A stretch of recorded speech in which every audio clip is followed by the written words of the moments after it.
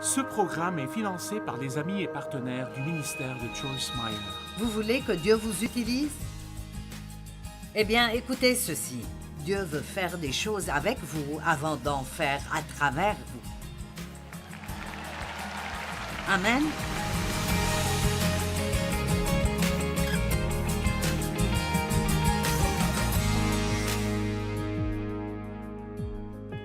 Tout est beau en son temps. Mais hors saison, ça peut juste être un désastre absolu.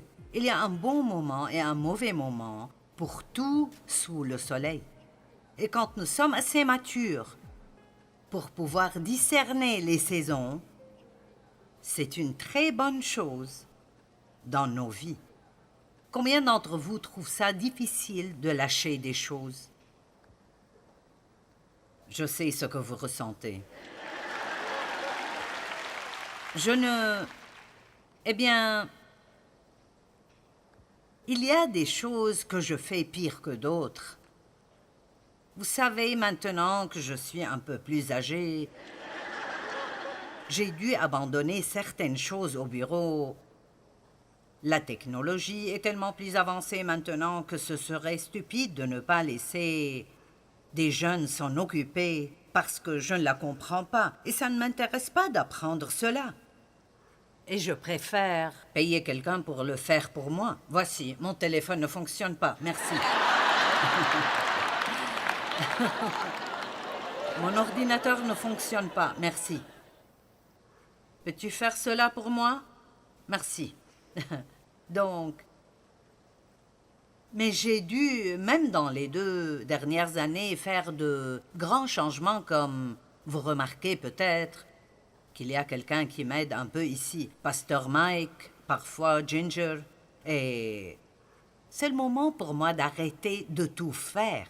Parfois, vous ne pouvez juste pas tout faire et vous arrivez au point où vous ne pouvez rien faire bien. Et j'étais fatiguée. Et j'ai le droit d'être fatiguée parce que je fais ça depuis très, très, très, très longtemps. Et j'ai continué pendant si longtemps d'essayer de tout faire moi-même. Parce que tout le monde dit, c'est mieux si vous le faites vous-même. Vous savez. Donc j'ai essayé, ça a affecté ma santé et je n'avais plus le choix. Parfois, vous ne changez pas avant d'arriver à un point de crise dans votre vie. Et cette crise vous force de changer. Mais soyons assez intelligents pour reconnaître les signes et faire les changements tant que nous pouvons toujours les faire volontairement et de ne pas les faire parce que nous sommes obligés et nous n'avons pas le choix. Amen. Donc, laissez-moi juste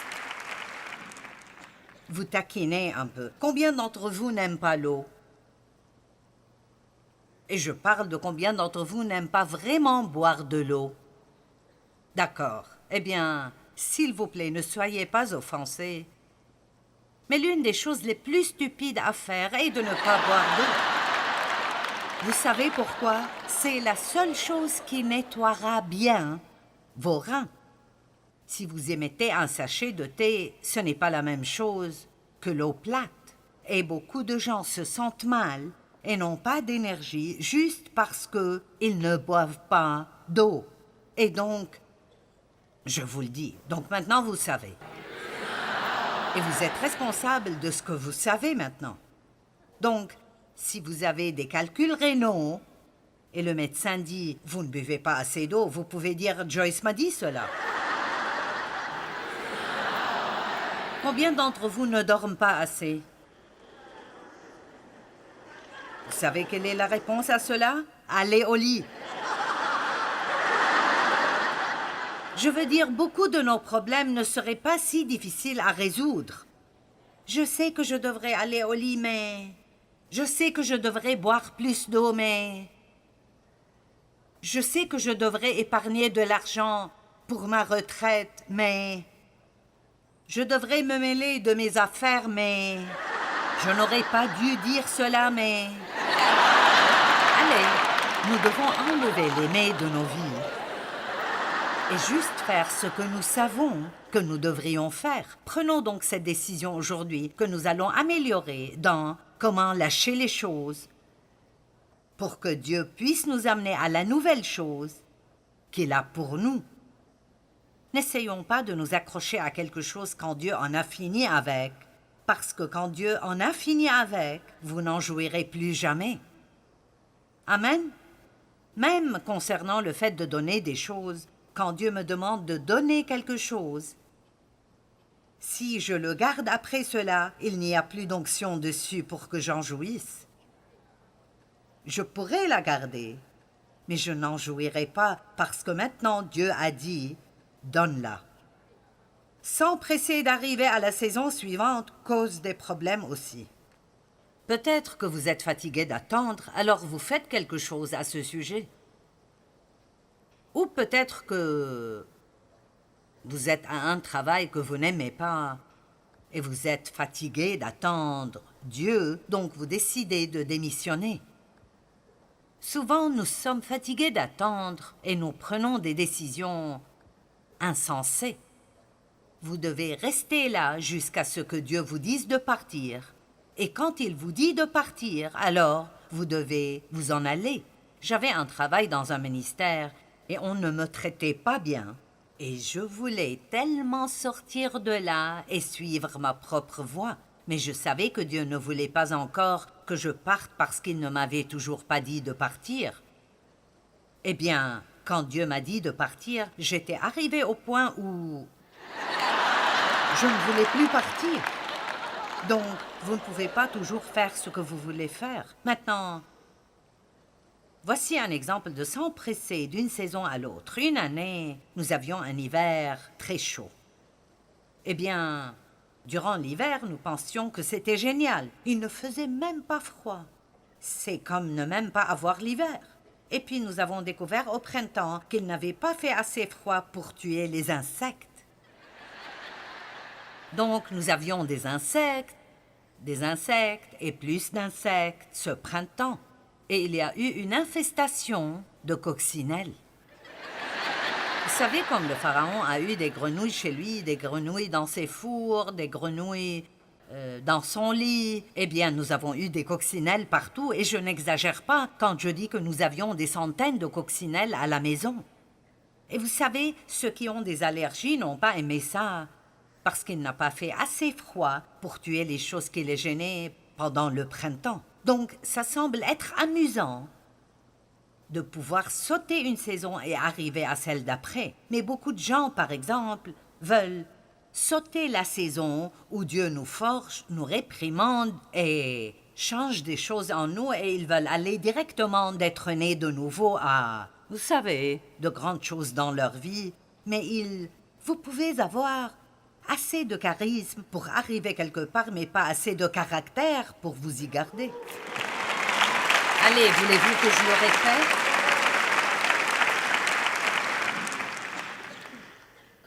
Quand j'enseignais à 20 personnes chez moi au salon, je pouvais prêcher alors comme je le fais maintenant. Et je regardais des prédicateurs à la télé et je me souviens d'avoir pensé « Je ne sais pas pourquoi Dieu me laisse coincée chez moi, je peux prêcher mieux que ça. » Eh bien, c'est pour ça que j'étais coincée au salon. Ce n'était pas que je ne pouvais pas prêcher, mais j'avais une mauvaise attitude. Allez, je vous parle. Vous êtes peut-être là à penser, eh bien, j'ai posé ma candidature pour faire partie de l'équipe de louanges et ils ne m'embauchent pas et je peux chanter mieux qu'eux. Eh bien, avant de changer d'attitude, vous resterez là où vous êtes. Parce que Dieu s'occupe plus de notre attitude et de notre caractère que de ce que nous pouvons faire pour impressionner les gens. Donc, si vous êtes vraiment doué et vous ne comprenez pas pourquoi Dieu ne vous utilise pas, vous devriez vérifier votre caractère. Demandez-vous, comment est-ce que je traite les gens? Comment suis-je quand il s'agit de critiquer et de juger d'autres personnes? Voilà les choses qui sont importantes pour Dieu. L'homme regarde l'extérieur, mais Dieu regarde le cœur. Amen. Et c'est pourquoi parfois Dieu utilisera quelqu'un et vous ne pourrez pas comprendre pourquoi il choisirait cette personne. Parce qu'elle n'est vraiment pas impressionnante du tout. Mais Dieu sait qu'elle a un cœur d'or. Notre vie intérieure est plus importante que notre vie extérieure. Écoutez, si nous passons autant de temps à être spirituellement prêts à sortir, au lieu de changer nos habits 5 fois et de nous mettre 1 kilo de maquillage. Allez, peut-être que je devrais parler à ce côté.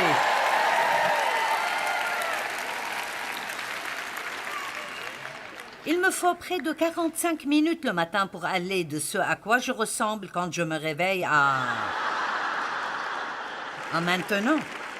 Eh bien, j'ai appris il y a longtemps. Je passe d'habitude 2 heures avec Dieu avant de commencer à me préparer. Mais il y a eu des années dans ma vie où je ne faisais pas ça. Et je mettais peut-être du maquillage pour être présentable extérieurement, mais c'était moche aux yeux de Dieu.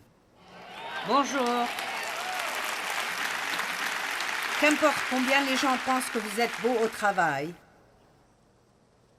Dieu regarde notre attitude, comment nous traitons les gens, comment nous parlons aux gens, comment nous parlons des gens. Et vous aurez des saisons dans votre vie où Dieu vous fera passer par des choses difficiles.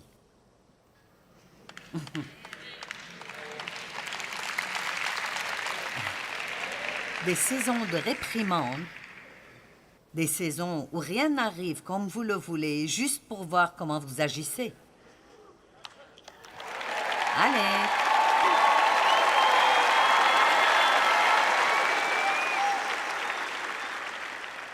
Allez, j'ai presque fini. Je serai peut-être fougueuse. On ne sait jamais.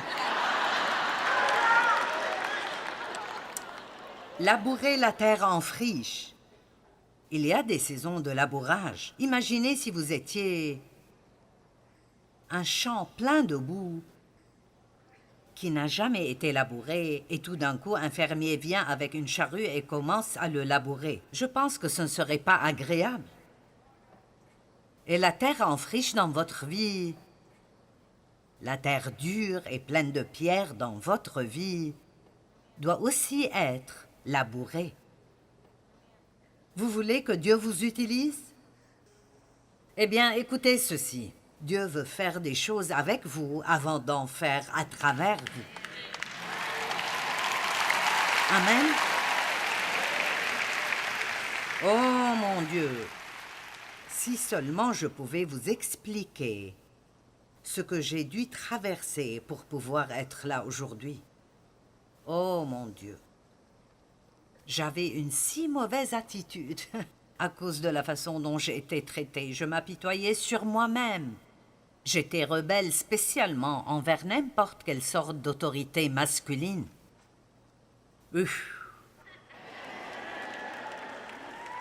Et Dieu a juste continué et continué et continué et continué et continué. Et vous savez quoi? Je ne comprenais pas pourquoi Dieu ne m'envoyait pas dans le monde. Et je regarde en arrière et je suis si heureuse. Si heureuse que Dieu m'ait fait attendre.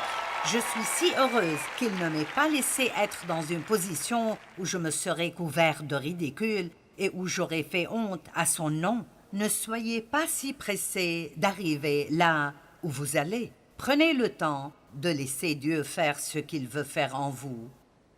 Et quand le temps viendra, il pourra faire quelque chose à travers vous. Mais votre maturité spirituelle est beaucoup plus importante que d'être sur une plateforme quelque part à partager votre don.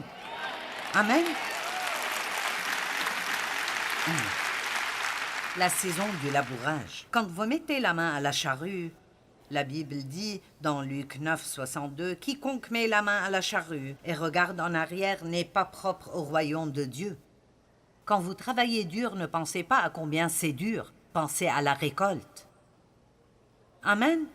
Quand vous traversez des choses difficiles, ne dites pas « Oh, c'est trop difficile, je ne peux pas supporter cela. Je vais abandonner Dieu, je vais laisser tomber. Ça n'arrête vraiment pas. Si je n'ai pas eu me percer aujourd'hui, Dieu, je ne peux pas continuer. Dieu, si Joyce ne me donne pas une parole, je ne pense pas pouvoir rester sauvée. » J'ai une parole pour tout le monde dans le bâtiment aujourd'hui. Grandissez.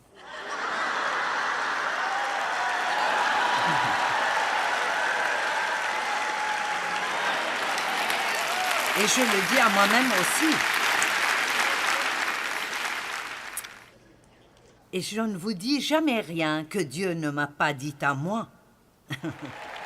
Amen.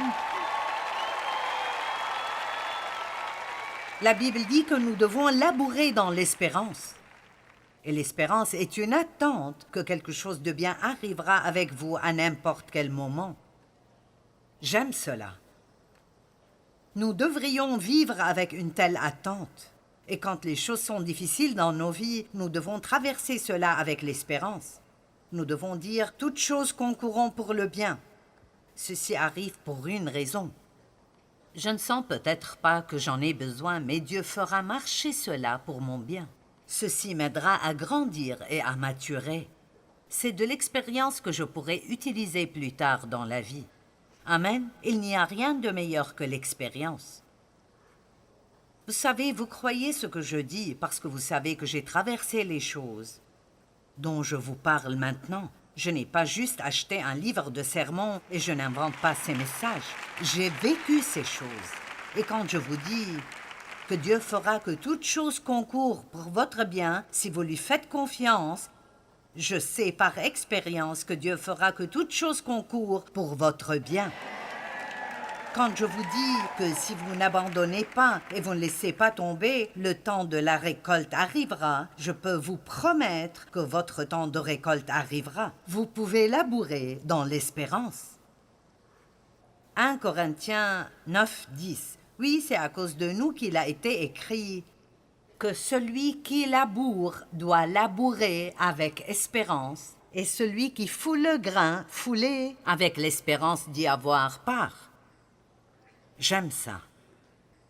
Quand la terre en friche est en train d'être labourée, ce n'est pas très amusant. C'est difficile. Apprendre comment obéir à Dieu est difficile, mais quand vous apprenez comment promptement et rapidement obéir à Dieu, la vie devient belle. Belle. La réponse à tout problème est de découvrir ce que Dieu dit et de le faire. Osée 10, 12. Semez selon la justice, moissonnez selon la miséricorde, défrichez-vous un champ nouveau, il est temps de chercher l'Éternel, jusqu'à ce qu'il vienne et répande pour vous la justice. Ça veut dire, préparez-vous pour des bénédictions. Peut-être que maintenant, votre terre en friche et que vous êtes en colère contre quelqu'un et vous ne laisserez pas tomber. Combien de personnes ici aujourd'hui ont besoin de pardonner à quelqu'un?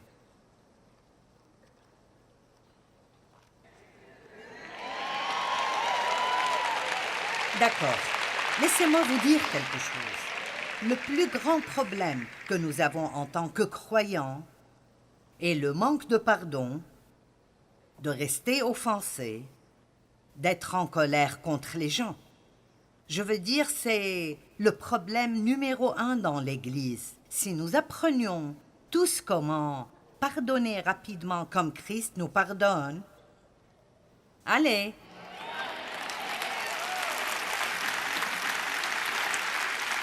Qu'est-ce qui arriverait dans le monde si les chrétiens commençaient à s'aimer l'un l'autre? Wow! Imaginez cela. Alors notre autocollant voudrait peut-être dire quelque chose. Mais tant que tout ce que nous avons est des choses qui pendent de partout, qui disent « je suis chrétien », tout ce que nous faisons est nous faire regarder. Donc, si vous mettez un autocollant sur votre voiture, respectez la vitesse limite et n'insultez pas les gens.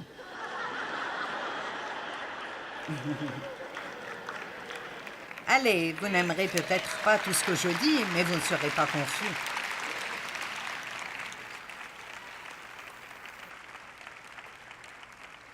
Allez, c'est le moment de pardonner. Il est temps de lâcher prise. Il est temps de dépasser et de continuer votre vie. Eh bien, tu ne sais pas ce qu'ils m'ont fait. Non, je ne sais pas ce qu'ils vous ont fait, mais je sais ce qu'on m'a fait. Et je sais ce qu'on a fait à beaucoup d'autres personnes. Et je sais ce que nous avons fait à Jésus.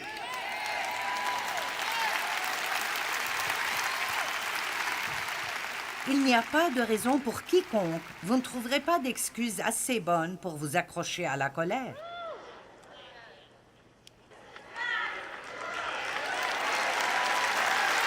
Allez, vous ne pouvez pas trouver d'excuses. Tu ne sais juste pas. Mais vous voyez, ce qui vous est arrivé est important. Mais écoutez bien, quand vous pardonnez, vous ne faites pas une faveur à votre ennemi, vous vous aidez vous-même.